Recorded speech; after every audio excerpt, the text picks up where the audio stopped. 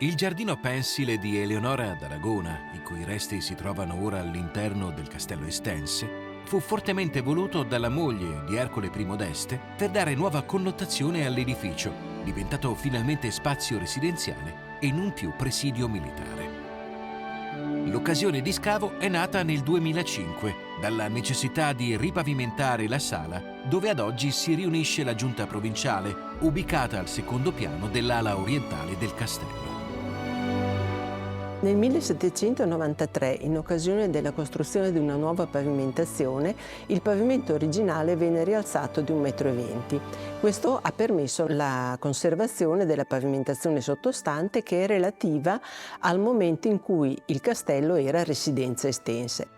Questo fatto ha permesso di ritrovare quelli che erano i resti del giardino pensile di Eleonora d'Aragona, costruito fra 1477 e 78. Il 1° settembre 1476 Eleonora d'Aragona fugge in maniera molto rocambolesca col figlio Alfonso dal palazzo ducale verso il castello Estense, e lo fa attraverso un camminamento in legno molto precario della larghezza di 3 metri, proprio perché a corte si era sviluppata una congiura e quindi doveva mettersi in salvo. Da questo momento in poi Eleonora deciderà di risiedere stabilmente in castello, e questa sua decisione porterà a un cambio del baricentro della città, spostandolo verso nord.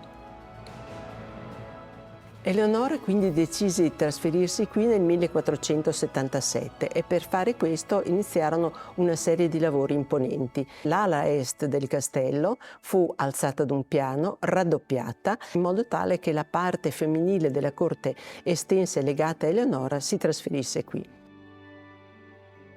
Eleonora è autonoma, dedica a se stessa tutta una parte della nuova residenza e lo fa con le proprie spese, perché aveva una dote ovviamente notevolissima, essendo figlia del re di Napoli. L'indagine archeologica ci ha permesso di ritrovare il giardino e di ricostruirne l'assetto.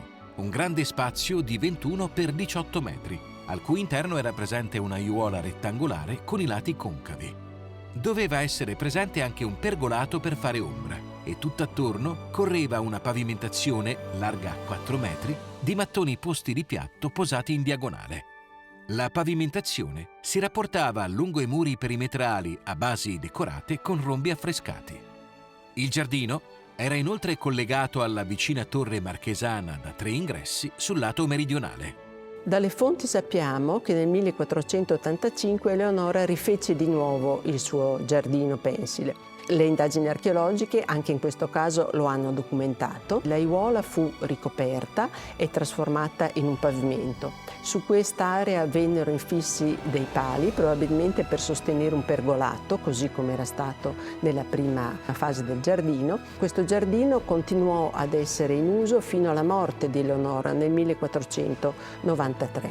Dopo questa data suo figlio, Alfonso I, decise di trasferirsi in castello, e quindi avvennero mutamenti nell'area del giardino pensile di Eleonora, anche questi documentati archeologicamente. Dal gaudio dei banchetti all'agio nei giardini, non manca all'interno del nostro itinerario rinascimentale una particolare attenzione ad uno dei luoghi della cultura ferrarese, la Biblioteca Ariostea, che vi invitiamo a scoprire nella prossima tappa.